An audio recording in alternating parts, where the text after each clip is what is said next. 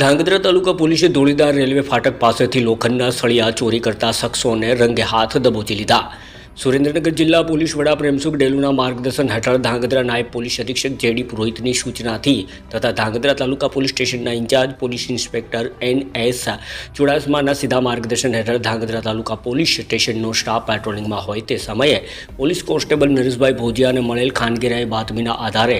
ધાંગધ્રા કલ્પના ચોકડીથી સુરેન્દ્રનગર જવાના રસ્તે ધોળીધાર રેલવે ફાટક પાસે ખરાબાની જગ્યાએ ટ્રકમાંથી લોખંડના સળિયાની ચોરી કરી લઈને ઉતારતા ઇસમોને પોલીસે રંગે હાથ પકડી પાડ્યા હતા. પોલીસે વિરમભાઈ ઉર્ફે શૈલેષભાઈ બળદેવભાઈ મુંદવાર રહે ધોળીધાર ધાંગધ્રાવાળો, મુખ્તારસિંહ પોલુસિંહ શેખ રહે સંગતપુર પંજાબ રાજ્યવાળો તથા હરપ્રીતસિંહ ગુલજારસિંહ જાટ રહે હિંમતપુરા પંજાબ રાજ્યવાળાને અલગ અલગ લોખંડના સળિયાઓ જેની કિંમત રૂપિયા 18,47,994 તથા ટ્રક મળી કુલ રૂપિયા 48,47,994નો મુદ્દામાલ કબજે કરી ત્રણેય ઇસમો વિરુદ્ધ ધાંગધ્રા પોલીસ મથકે ગુનો નોંધી ધોરણસરની કાર્યવાહી હાથ ધરેલ. બ્યુરો રિપોર્ટ દિનેશ ગામવા સાથે ઋતુલકુમાર ધામેચા, ધાંગધ્રા.